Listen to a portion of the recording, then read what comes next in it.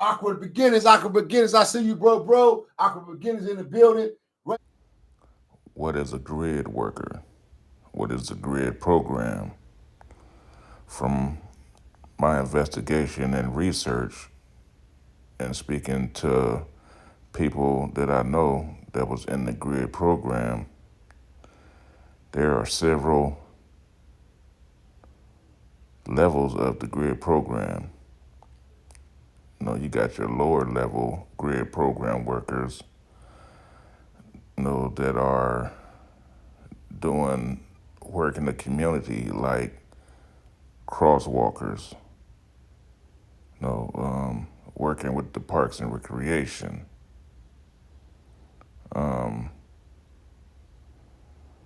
Then you got your higher level grid workers that are pretty much in bed with the governor, and these are, from what I hear, people like to call Donnie Brasco's because their position is playing both sides of the fence. If this grid worker program was so much of a heroic type position, why is so many people denying, what a grid worker does? You know what I'm saying?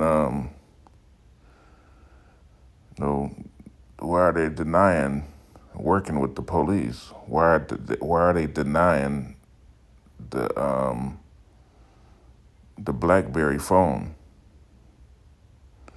From one of my parts of research, this is what I found out about what a grid worker does.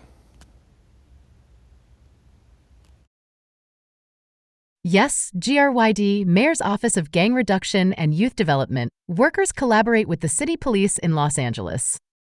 The G.R.Y.D program was established in July 2007 to address gang violence comprehensively and in a coordinated manner throughout the city.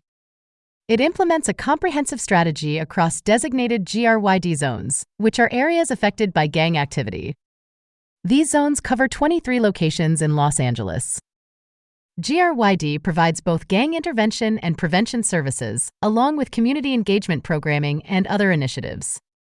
The program aims to prevent violent gang crimes and decrease the risk of gang joining through its various services. So, G.R.Y.D workers work closely with law enforcement agencies to achieve these goals.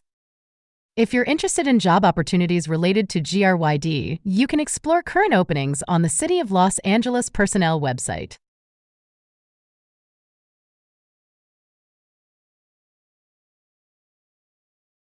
Most of the money they was releasing, you had to be almost like a police, a badge. You could go between these lines. And Jim said he didn't want us to sell our souls like that.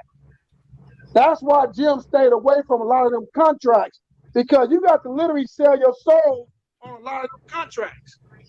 You got to, yeah. You almost have to be a gang police.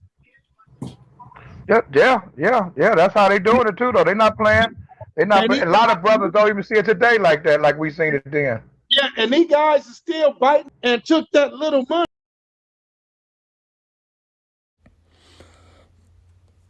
So rest in peace, Jim Brown.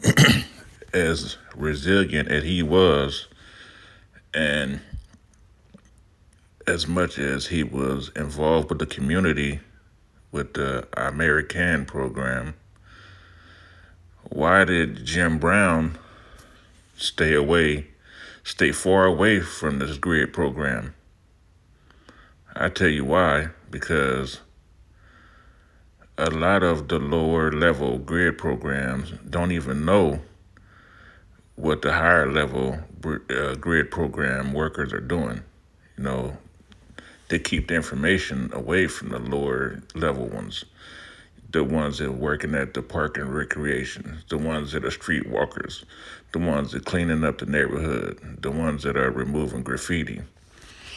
You got some grid workers that are in the office, they have meetings with the governor, the police department, the sheriffs, and sometimes these higher up grid workers, they have to go into the hood. They have to go and do things that the average person wouldn't do. Do you think they're giving these guys millions of dollars for nothing? I know a lot of it is to support some of the blowback that goes down in the hood. You know what I mean? To help with football, or sports programs.